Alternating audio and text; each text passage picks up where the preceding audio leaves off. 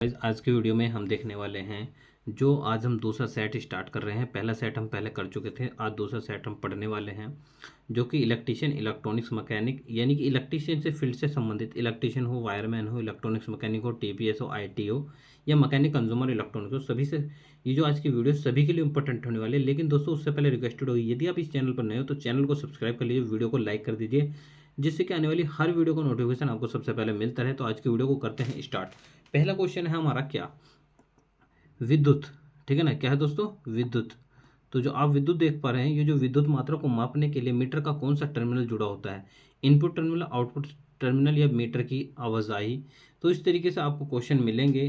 तो हो सकता है कि आपको क्वेश्चन में थोड़ी सी प्रॉब्लम आ रही हो, थोड़ी सी देखने में प्रॉब्लम आ रही हो, तो इसे सेट कर देते हैं सबसे पहले, ठीक है ना। तो यदि कोई हिंदी में पढ़ने वाला है तो आप अच्छे तरीके से देख सकते हैं। पीडीएफ कहाँ से मिलेगी वो हम पहले बता चुके हैं। यदि फिर भी कोई किसी को समस्या है तो आप कमेंट सेक्शन में पूछ सकते हैं। तो इसका जो सही आंसर हो जाएगा आपका नॉर्मली हो जाएगा इनपुट टर्मिनल। यदि आप विद्युत धारा को मापने के लिए मीटर का कोई सा टर्मिनल जोड़ते हो तो आप इनपुट जोड़ोगे, आउटपुट आपको मिल जाएगी, ठीक है। उसके बाद है नेक्स्ट, मीटर पर अंकित विद्युत मात्रा को किस प्रकार मापा जाता है। जो मीटर पर अंकित होती है, यानी कि जो मीटर होता है, मीटर पर कुछ डाटा जो है लिखा हुआ होता है, तो मीटर पर अंकित विद्युत बस मीटर पर अंकित विद्युत मात्रा को किसके द्वारा मापा जाता है, रंग कोड का उपयोग करके, मानछापन द्वारा, पैरामीटर प्रतीक का उपयोग करके। तो इसका जो सही आंसर हो जाएगा ऑप्शन नंबर सी। क्या हो जाएगा दोस्तों, ऑप्शन नंबर सी इसका सही आंसर हो जाएगा, पैरामीटर प्रतीक का प्रयोग करके। नेक्स्ट क्वेश्चन है मेघर। देखो मेघर बहुत बढ़िया चीज़ है, ठीक है ना। मेघर जो है बहुत बढ़िया चीज़ है, पहले भी इसकी शायद एक शॉर्ट वीडियो भी नहीं मिली है, तो कल या परसों तक आपको शॉर्ट वीडियो मिल जाएगी विद वर्किंग, ठीक है ना। तो मेघर द्वारा कौन सा विद्युत पैरामीटर मापा जाता है, करंट मापा, वोल्टेज या इंसुलेशन प्रतिरोध या फ्रीक्वेंसी। देखो जो करंट मापा जाता है वो एम्पेयर से मापा जाता है। किस चीज़ से दोस्तों, एम्पेयर से, एम पी, एमीटर से, सॉरी एम्पेयर से नहीं, एमीटर से, ए मीटर से, ठीक है। वोल्ट जो है वोल्टेज, ठीक है ना। जो करंट होता है वो एम्पेयर से मापा जाता है, वोल्ट जो है वोल्ट मीटर से मापा जाता है। जो इंसुलेशन प्रतिरोध है, जो इंसुलेशन प्रतिरोध है वो मेकर से मापा जाता है। किससे, मेकर से, ठीक है। फ्रीक्वेंसी आवर्ती होती है एक तरीके से। इंसुलेटर किसे कहते हैं, इंसुलेटर किसे कहते हैं, थायरिस्टिक अणु, पैरावैद्युत या अर्धचालक। तो दोस्तों इसका जो सही आंसर हो जाएगा पैरावैद्युत, ठीक है ना। देखो समय का ध्यान में रखते हुए थोड़ा सा तेज तेज चलेगा, कोई प्रॉब्लम वाली बात नहीं। यदि किसी को समस्या है तो यार पूछ सकते हो, कोई ऐसी घबराने या शर्माने वाली बात नहीं है, आप पूछ सकते हो। दिए गए वोल्ट पर संख्या द्वारा अंकित प्रत्येक भाग का मान बताओ। इनके बीच में दो दो का डिफरेंस है, तो यानी कि अगर 2 वोल्ट ऑप्शन में है तो 2 वोल्ट इसका सही आंसर हो जाएगा, यानी कि ऑप्शन नंबर बिल्कुल बी इसका सही आंसर हो जाएगा। ज़्यादा लॉजिक नहीं लगाते। हाँ, जो इम्पोर्टेंट जो क्वेश्चन है बहुत ही ज़्यादा इंपॉर्टेंट है। घरेलू बिजली में जो एसी वोल्टेज क्या होती है, आइडियल बताना है, फिक्स नहीं बताना। उसने पहले लिखा है आइडियल एसी वोल्टेज बतानी है। आपने पढ़ा है 220 से 230 होनी चाहिए, कितनी होनी चाहिए, 220 से 230। अब इसमें देख लो कौन सी उसकी अप्रोक्स आ रही है, 220 से 230 के अप्रोक्स आपकी सिर्फ एक ही आ रही है, कितनी, 240। तो जो घरों में आपकी सप्लाई आती है कौन सी आती है, न्यूट्रल और फेस। तो न्यूट्रल और फेस, यही दो ही प्रकार की आपके पास सप्लाई आती है। उसके बाद है मीटर पर कौन सा एसी, रुक जाओ एक मिनट, हाँ, मीटर पर कौन सा एसी और डीसी दोनों वोल्टेज को मापता है। देखो एसी का जो सिंबल होता है आपका कितना, एसी का जो सिंबल होता है कुछ इस प्रकार का होता है, और जो डीसी का सिंबल होता है वो ऐसा होता है। अब ध्यान रखना जो चीज़ इन दोनों खन्ने के अंदर आ रही है, ऊपर नीचे जो कोई प्रॉब्लम नहीं है, ठीक है ना। तो वही हमारा सही आंसर है, इसने सिर्फ पूछा है। ये जो आप सिंबल देख पा रहे हैं ये एसी का सिंबल है, ये वाला जो सिंबल है आपका जो है ये वाला, ये डीसी का सिंबल है, और जो सही आंसर है वो इसका ये वाला सही आंसर है। ये बिल्कुल राइट आंसर है इसका, राइट। उसके बाद है एसी सिंगल में एक साइकिल को पूरा करने की डिग्री क्या होती है। डिग्री मतलब अंश पूछा है इसने, कितने अंश पे ये पूरा होगा। तो आपकी इसमें जो साइकिल होती है नॉर्मली आपको पता है इस तरीके की साइकिल होती है, ठीक है ना। तो ये चक्कर कितने का हो, 180 का, ये 180 का है, तो टोटल मिला के कितने का हो जाता है दोस्तों, 360 का। कितने का, 360 का। तो इस तरीके से आप हर एक क्वेश्चन को करते चलोगे तो आपको भी थोड़ा सा कॉन्फिडेंस बिल्ड जरूर हो जाएगा। कुछ हो या ना हो, ध्यान रखना दोस्तों, कॉन्फिडेंस जरूर बिल्ड हो जाएगा, ठीक है ना। तो मेहनत तो आपको करनी ही पड़ेगी। उसके बाद है टेस्टिंग लैब का उद्देश्य क्या होता है, ठीक, क्या होता है टेस्टिंग लैब का उद्देश्य क्या होता है, वोल्टेज को मापना, करंट को मापना, फेज और धारा की पहचान करने के लिए। तो इसका जो सही आंसर हो जाएगा यही वाला सही आंसर है, फेज और धारा की पहचान को करने के लिए। नेक्स्ट, तीन फेज, ठीक है ना, तीन फेज एसी में किन्हीं दो लाइन के बीच मापी गई वोल्टेज का नाम क्या होगा। देखो दोनों वोल्टेज के बीच में मापी जाती है फेज वोल्टेज होगी या लाइन वोल्टेज होगी। तो जो दो लाइन के बीच में मापी जा रही होगी वो आपके पास कौन सी होगी, लाइन वोल्टेज। ठीक है, उसके बाद है संभावित अंतर को मापने के लिए किस विद्युत मापक यंत्र का प्रयोग किया जाता है, किस मापक यंत्र का प्रयोग किया जाता है। तो नंबर 1 है वोल्टमीटर का प्रयोग किया जाएगा। ठीक है, तो हो सकता है, मुझे लग रहा है कि आपको ये क्वेश्चन जो है अच्छे तरीके से दिख भी नहीं रहा है। ठीक है ना, तो एक बार क्वेश्चन को हल्का सा नीचे कर लो, एक बार अच्छे से पढ़ लो। संभावित अंतर को मापने के लिए किस विद्युत मापक यंत्र का प्रयोग किया जाता है, वोल्टमीटर का, एमीटर का, या गैल्वेनोमीटर का, या ओम मीटर का। तो इन दोनों फेस के बीच का डिफरेंस पूछा है, तो वो डिफरेंस कौन निकालता है, वोल्ट मीटर। कौन निकालता है दोस्तों, वोल्ट मीटर। तो इसका सही आंसर हो जाएगा वोल्ट मीटर। उसके बाद है करंट को मापने के लिए किस विद्युत मापक यंत्र का प्रयोग किया जाता है। क्या मापना है, करंट। तो करंट को कौन सा मीटर मापता है, एम्पियर मीटर। तो एम्पियर मीटर है इसके अंदर, हाँ। वोल्ट मीटर क्या मापता है, वोल्टेज। क्या मापता है, वोल्टेज। ठीक है ना, तो क्या मापता है, वोल्टेज। ओम मीटर क्या मापता है, आपका प्रतिरोध। क्या नापता है, प्रतिरोध। और उसके बाद है वाट मीटर। वाट मीटर क्या करेगा, एनर्जी यानी कि ऊर्जा। ठीक है, और बच गया क्या, यो मापेगा आपका क्या, करंट यानी कि धारा। ठीक है, तो इसका ही यही आपका सही आंसर हो जाएगा। तो ये छोटी छोटी चीज होती है जो कि आपको पता होनी चाहिए, और साथ के साथ आप इस तरीके से नोट डाउन भी कर सकते हैं, कोई प्रॉब्लम वाली बात नहीं है। ठीक है, हाँ। उसके बाद है नेक्स्ट, विद्युत परिपथ में विद्युत धारा के मापने के लिए एमीटर को जोड़ा जाता है। कौन से क्रम में जोड़ा होता है, जब आप कभी भी एम्पियर मीटर का यूज करते हो तो एम्पियर मीटर हमेशा श्रेणी क्रम में लगा होता है। कहीं में लगा होता है दोस्तों, श्रेणी क्रम में लगा होता है। तो यानी कि किसके श्रेणी क्रम में, लोड के श्रेणी क्रम में। यदि किसी को नहीं पता तो ह्यूमन अप्लायंसेस में जाकर देख सकता है। जो ह्यूमन अप्लायंसेस होता है, आपका घर का समरसेबल होता है, तो इस तरीके की जितनी भी डिवाइस होती है आप उसमें जाकर देख सकते हैं। तो लोड के साथ हमेशा जुड़ा होता है। उसके बाद है मूविंग आयरन कोयल का यंत्र का प्रतीक होता है। तो ये वाला प्रतीक भी नहीं होगा आपका। ठीक है ना, तो आप देख सकते हैं ये वाला प्रतीक भी नहीं है। तो इसका जो ऑप्शन नंबर डी बिल्कुल सही आंसर है, A4। ठीक है ना, ये इसका प्रतीक है। कुछ लोग को लग रहा है कि बहुत जल्दी जल्दी चल रहे हैं, जल्दी जल्दी इसलिए नहीं चल रही, ये चीज़ हम लाइव में पढ़ा चुके हैं, इसलिए बस आपको एक आइडिया देते चल रहे हैं। टोंग टेस्टर का अन्य नाम क्या है, इसकी शॉर्ट वीडियो भी आपको मिल गई थी। टोंग टेस्टर का पूरा नाम क्या होता है, क्लैंप ऑन मीटर होता है। मल्टीमीटर अलग है, वाट मीटर अलग है, और एम्पियर मीटर अलग है। एम्पियर मीटर एम्पियर को मापता है। ठीक है ना, एमीटर जो एम्पियर मीटर को मापता है, जबकि वोल्ट आपको क्या मापता है, वोल्टेज को मापता है। मल्टीमीटर के मल्टीपल काम ही होते हैं, जैसे नाम है मल्टी, इसी तरीके से इसके काम भी मल्टीपल ही होते हैं। कौन सा संपर्क रहित एमीटर होता है, संपर्क रहित एमीटर कौन सा होता है, मीटर के कनेक्शन करने पड़ते हैं, श्रेणी क्रम में लगता है। वोल्ट मीटर आपका कौन से क्रम में लगता है, समांतर क्रम में लगता है, जबकि ये कौन से क्रम में लगता है, श्रेणी क्रम में लगता है। ठीक है, मल्टीमीटर अलग काम है, मल्टीमीटर को छोड़ दो। तो ऐसा क्या है जो कि जिसके कनेक्शन नहीं करने पड़ते, वो होता है क्लैंप मीटर। इसने यही चीज पूछी है, कौन सा संपर्क रहित मीटर होता है, तो वो होता है क्लैंप मीटर। तो क्लैंप मीटर में किस धातु का उपयोग किया जाता है, तो लार्ज अल्टरनेटिंग करंट। तो इसका यही सही आंसर है, लार्ज अल्टरनेटिंग करंट का प्रयोग किया जाता है। उसके बाद है बैटरी सेल में प्रयुक्त धातु स्ट्रिप की जोड़ी का क्या नाम है, कैथोड, इलेक्ट्रोलाइट, या इलेक्ट्रोड, या कार्बन रोड। तो इसका जो सही आंसर है आपका इलेक्ट्रोड, बिल्कुल इसका सही आंसर होने वाला है। क्या होने वाला है, इलेक्ट्रोड इसका बिल्कुल सही आंसर होने वाला है। उसके बाद है लेड एसिड बैटरी में किस इलेक्ट्रोलाइट का प्रयोग किया जाता है, जिंक क्लोराइड का, सल्फ्यूरिक अम्ल का, क्षारीय घोल का, या किसका। तो आपको पता, जो आपके घर में बैटरी यूज होती है उसमें किस चीज़ का प्रयोग किया जाता है, सल्फ्यूरिक अम्ल का। ठीक है ना, किस चीज़ का, सल्फ्यूरिक अम्ल का।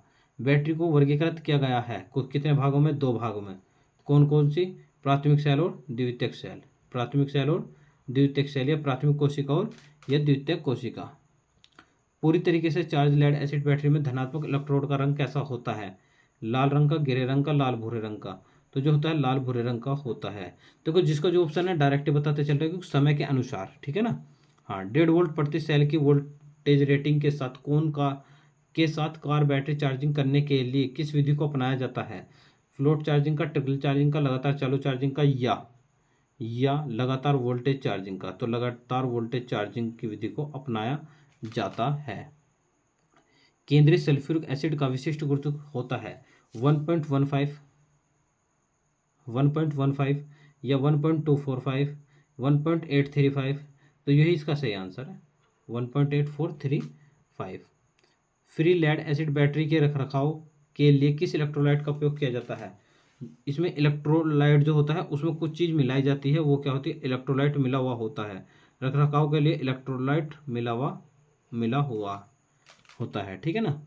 हाँ, लेड एसिड बैटरी में एकल सेल की रेटिंग वोल्टेज कितनी होती है? 1.5 वोल्टेज, 2.2 वोल्टेज, या लेड एसिड बैटरी कितनी होती है? 2.2 वोल्टेज या 2 वोल्टेज या 12 वोल्टेज। तो 12 जो होता है कंप्लीट में होता है, और इसमें जो होता है एक सेल में 2.2 वोल्ट होते हैं। कौन सी में? लेड एसिड बैटरी में। लेड एसिड बैटरी के वर्तमान आपूर्ति करने वाले माध्यमिक सेल का प्रभाव क्या होता है?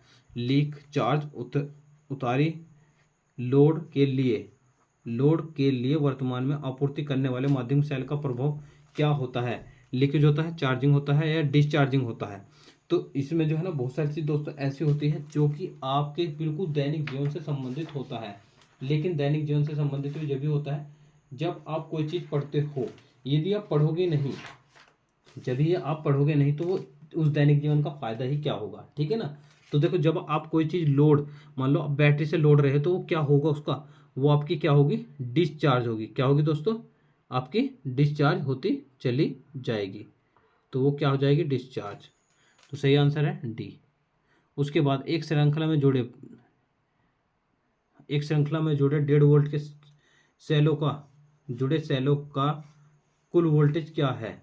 एक श्रृंखला में जुड़े 6, तो 6 को जोड़ना है। तो आपको पता है लगातार यदि 6 एक साथ जुड़े तो 15 6 का 90, तो यानी कि 1.5 15 6 का 90 यानी कि 9 वोल्ट बिल्कुल सही आंसर हो जाएगा। आप कैलकुलेट कर सकते हो n गुना, ठीक है ना, n गुना वोल्ट से, तो आपका जो है वोल्टेज निकल कर आ जाएगी। इतनी ऐसी कोई समस्या वाली बात नहीं है, सभी को भली बातें जानते हैं, इतना तो हमें पता है कि कितने बच्चे पढ़ने वाले हैं और कितने बच्चे नहीं पढ़ने वाले हैं, ठीक है ना। तो अगला क्वेश्चन देखते हैं। किस प्रकार का कनेक्शन 2 या 2 से अधिक बैटरी की क्षमता रेटिंग बढ़ाने के लिए किया जाता है? श्रेणी क्रम का, समांतर क्रम का, या सीरीज समांतर, दोनों का, या विपरीत, ठीक है ना। तो आपको बढ़ाना क्या है? उसकी रेटिंग बढ़ानी है, ठीक है। तो उसके लिए हम यूज़ करेंगे समांतर क्रम का। किसका करते हैं दोस्तों? समांतर क्रम का। उसके बाद है PPM। क्या है दोस्तों? PPM। तो PPM का पूरा नाम क्या होता है? Permanent magnetic moving coil meter, या personal position magnet moving coil meter, principal magnet moving coil meter, या permanent magnet moving coil meter. तो इसका जो ऑप्शन नंबर डी है बिल्कुल सही आंसर हो जाएगा। जो ऑप्शन नंबर डी है बिल्कुल ये सही आंसर हो जाएगा।